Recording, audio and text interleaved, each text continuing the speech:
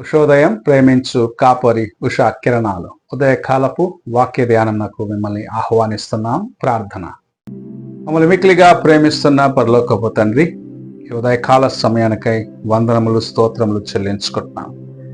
ఈ ఉదయకాలమున నాతోనూ మాతోనూ మాట్లాడమని తండ్రి, నీ వాక్యంలో ఉన్న నాయన ఆశీర్వాదమును మేము పొందుకున్నట్లుగా మమ్మల్ని నాయన సిద్ధపరచమని కార్యక్రమం వీక్షిస్తున్న ప్రతి ఒక్కరిని నీ హస్తములకు అప్పగిస్తూ నీ దీవెనలతో నింపి నడిపించమని యేసు పరిశుద్ధ నామమున అడిగి వేడుకుంటున్నాను పరమ తండ్రి, ఆమెన్.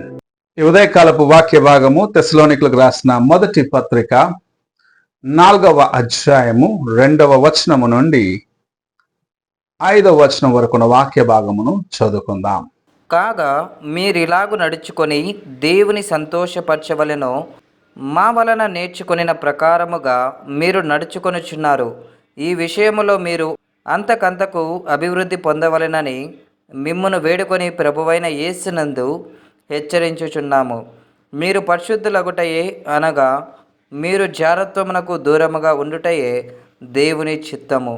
మీలో ప్రతివాడును దేవుని ఎరుగని అన్య జనుల వలె కామాభిలాష యందు కాక పరిశుద్ధత యందును ఘనత యందును తన ఘటమును ఎట్లు కాపాడుకొనవలెనో అది ఎరిగి ఉండుటయే దేవుని చిత్తము. చదవబడిన వాక్య భాగంలో అపోస్తలుడైన పౌలు పరిశుద్ధులుగా ఉండటానికి ప్రయత్నించుడి అని చెప్పటం చూడగలము. ఒక వ్యక్తి దేవుని యొక్క కార్యములను తన జీవితంలో అనుభవిస్తున్న వ్యక్తి పరిశుద్ధుడిగా జీవించాలన్నది దేవుని వాక్యము మనకు సెలవిస్తున్న కార్యముగా ఉన్నది. ఈ దినంలో అనేకులు దేవుని యొక్క సన్నిధిలో ఉన్నారు, కానీ తమ అంతరంగము దేవునికి దూరముగా ఉన్నది.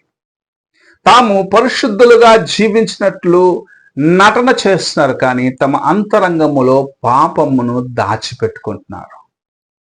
తాము లోకమునకు ఒక వేషమును, దేవుని ముందు మరి ఒక వేషమును వేసేవారిగా ఉన్నారు. అందుకే అపోస్తలుడైన పౌలు తెస్సలోనికులకు రాయచ్చు ఈ కార్యమును చెప్పటం చూడగలము.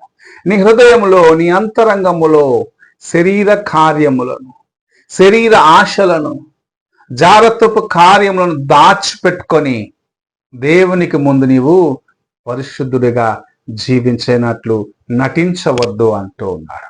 నీ హృదయమును భద్రముగా కాపాడుకో. దేవుని కొరకు నీ హృదయమును భద్రముగా కాపాడుకో. ఎందుకంటే అది దేవుడు నివసించే ఆలయమై ఉన్నది. నీ ప్రభు నీలో నివసిస్తున్నాడని గ్రహించుకొని నీ శరీరమును జాగ్రత్తగా కాపాడుకో అని బోధించడం చూడగలము. ఈ దినములలో అనేక మంది యవ్వనస్తులు తమ యొక్క శరీరము దేవుని యొక్క ఆలయమై ఉన్నదని మరచిన వారిగా, తాము పరిశుద్ధులుగా జీవించాలి అన్న కార్యమును మరచిన వారిగా, లోకముతో పాటు కలిసి లోకములో ఉన్న వాటిని చూస్తూ తమ జీవితములను అపవిత్రపరుచుకుంటూ దేవునికి దూరముగా ఉన్నారు. యవ్వనస్తులు మాత్రమే కాదు, ఈ దినము అనేక మంది ఇటువంటి జీవితమును జీవిస్తూ దేవుని దుఃఖపరిచే వారిగా ఉంటున్నారు. ఈ ఉదయకాల సమయమున ప్రభు మనతో మాట్లాడుచున్న కార్యము, నీ యొక్క శరీర కార్యములు, శరీర ఇచ్ఛలకు లోనై దేవుని కార్యములను నువ్వు నిర్లక్ష్యపరచవద్దు. పరిశుద్ధుడిగా జీవించి పరిశుద్ధ జీవితమును కలిగిన వ్యక్తిగా దేవునితో పాటు నడిచేదానికి ప్రయత్నించమంటున్నాడు. కింద ఉన్న వాక్య భాగం మనం చూసినట్లయితే 6వ వచనం 7వ వచనంలో నీ సహోదరుని మోసము చేయవద్దు అంటున్నాడు. నీ తోటి పొరుగు వాడిని నీవు మోసము చేయవద్దు. నీవు చేసే కార్యములను జాగ్రత్తగా ఉంటూ నీవు పరిశుద్ధుడిగా కాపాడుకుంటూ దేవుని వైపు ముందుకు వెళ్ళమని ప్రభు సెలవిస్తూ ఉన్నాడు.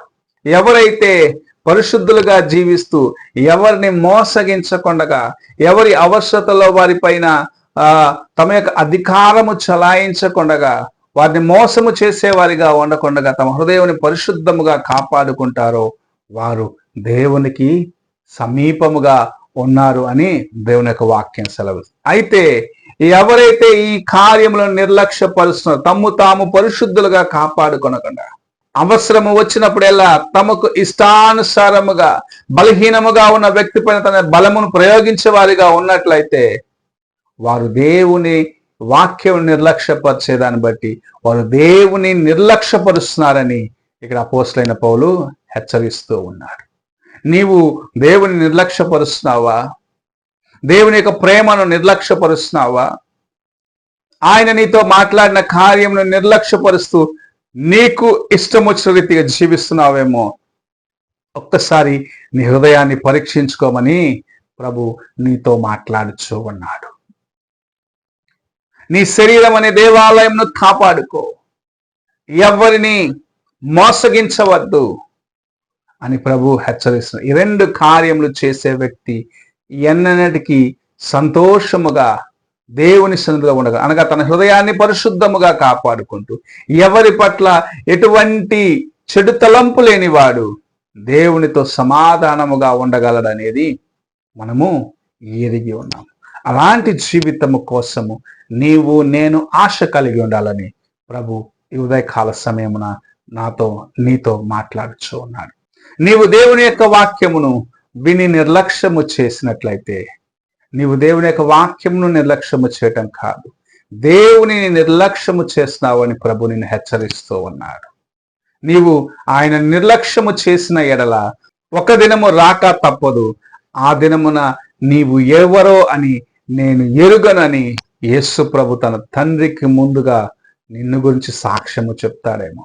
అటువంటి స్థితికి రాకముందే నీ హృదయాన్ని దేవుని సన్నిధిలో సరి చేసుకో. నీ దేవాలయం అనగా నీ శరీరం అనే దేవాలయంను పరిశుద్ధముగా కాపాడుకో.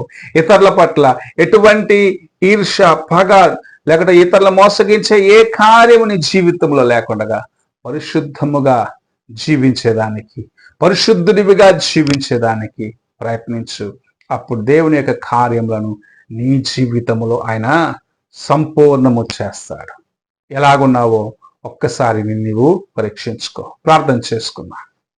మమ్మల్ని మిక్కిలిగా ప్రేమిస్తున్న పరలోకపు తండ్రి, ఈ ప్రాతకాల సమయమున మీరు మాకు అనుగ్రహించిన నీ వాక్యము కొరకు వందనాలు చెల్లించుకుంటూ, మేము నాయన నీ వాక్యము నిర్లక్ష్యపరిచి దేవా నిన్ను తృణీకరించే వారిగా ఉండకున్నట్లుగా నీ వాక్యమునకు లోబడి మమ్మల్ని మేము పరిశుద్ధముగా కాపాడుకుంటూ నీ వైపు చూసి ముందుకు వెళ్ళడానికి సహాయము చేయమని యేసు పరిశుద్ధ నామమున అడిగి వేడుకుంటున్నాను పరమ తండ్రి.